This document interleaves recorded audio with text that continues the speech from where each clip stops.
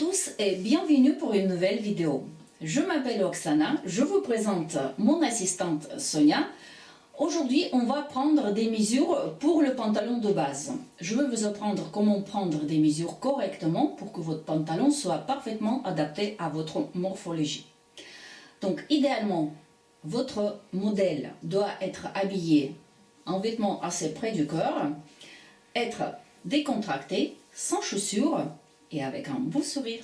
On doit prendre les mesures, le tour de taille et le tour de bassin. On a déjà fixé avec l'élastique l'endroit pour la ligne de taille et l'endroit pour la ligne du bassin. Donc, le tour de taille, vous passez le mètre ruban tout autour de la taille de votre modèle, ni trop large ni trop serré. Donc, c'est l'endroit le plus creux de votre corps, bien à l'horizontale, et vous fixez la mesure. Le tour de bassin, vous passez le mètre ruban par les fesses, par les ventres, si votre modèle il en a. Donc, pour fixer avec le ventre, donc vous avez besoin d'une règle, parce que le tour de bassin, pour bien calculer la valeur totale pour les pinces, vous passez la règle bien à la verticale. Tourne s'il te plaît Sonia. Ici vous voyez deux profils. Donc le tour de bassin, il va prendre cette mesure, cette différence. D'accord? Ça c'est très important. Le tour de bassin, l'endroit le plus fort. Si vous avez des fesses bombées, donc vous passez par les fesses. Là devant, bien sûr, y compris le ventre. Et on fixe ce chiffre. Ensuite, je vais vous montrer une astuce. Si par exemple, vous n'arrivez pas ou vous avez du mal. Moi, j'ai à peu près 1,50 m. Ça, c'est un vieux papier peint. Donc, vous voyez, c'est juste un vieux papier peint. Donc, pour déterminer le tour de bassin, vous enroulez ça tout autour de votre modèle. Voilà. Donc, le papier peint, il va prendre le tour de bassin lui-même.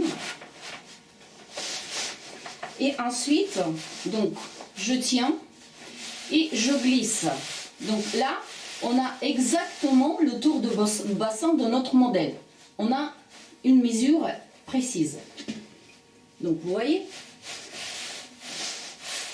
je glisse vers le haut, vers le bas, voilà. Donc, s'il faut lâcher un petit peu pour que ça glisse facilement, donc c'est à vous de voir quand vous prenez la mesure.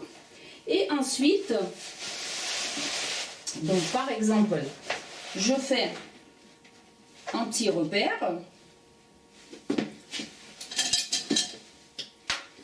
Donc par exemple, je fais un petit repère et ensuite, quand j'enlève, je sais qu'il faut mesurer cette distance-là. Et donc, pour mesurer à plat, ça sera plus facile.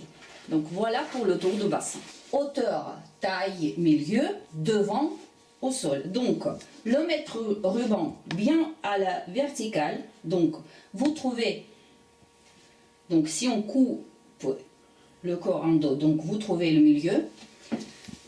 Le mètre ruban jusqu'au sol. Donc, devant.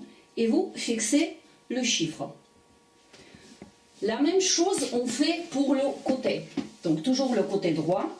Donc, votre mètre ruban au milieu de votre corps, entre devant et deux. Donc, et ensuite, vous mesurez la distance entre la ligne de taille et le sol sur le côté, jusqu'au sol.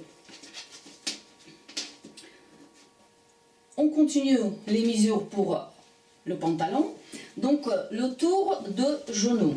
Vous passez le mètre ruban tout autour de votre genou, ni trop lâche ni trop serré. Voilà. Et vous prenez toujours bien à l'horizontale par contre. Et toujours le côté droit. Et vous prenez la mesure. Le tour de cheville.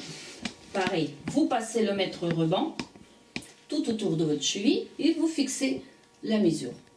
Bien évidemment, ni trop lâche ni trop serré.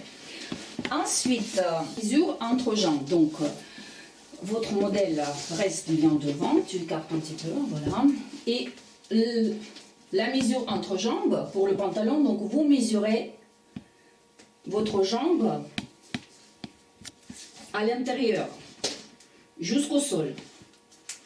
Ça, c'est plutôt la mesure de contrôle quand on trace le patron de pantalon. C'est juste pour bien contrôler qu'on est bien avec nos mesures.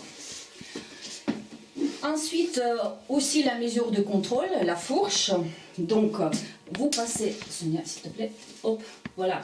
Donc, on mesure la distance de la ligne de taille du devant en passant entre les jambes, comme ça, de profil, et on mesure jusqu'à la ligne de taille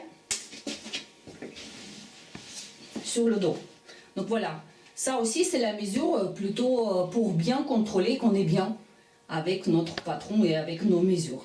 Donc la mesure, la hauteur du montant, ça on a déjà préparé pour vous, pour que vous puissiez bien comprendre. Cette mesure, ça c'est très important. Il faut prendre sur une surface très dure. Donc la chaise, ça va pas du tout. Si vous avez un tabouret, nous on utilise une planche. Après votre modèle s'assoit. C'est très important pour que surface soit dure. Et vous mesurez la distance entre la ligne de taille et la surface. D'accord? Donc, soit avec la règle bien à la verticale, vous voyez, toujours sur le côté, ou avec le mètre ruban. Par contre, tenez bien à la verticale votre mètre ruban. Donc, pareil, milieu de mon élastique, sur le côté, je regarde, voilà, sur le côté, donc, et vous prenez votre mesure. J'espère que ça vous a plu, j'espère que ça sera très utile pour vous, mes petites explications. N'oubliez pas de liker et de vous abonner pour être toujours notifié pour une nouvelle vidéo. Je vous souhaite très bonne journée, également bonne couture et je vous dis à très bientôt pour une nouvelle vidéo.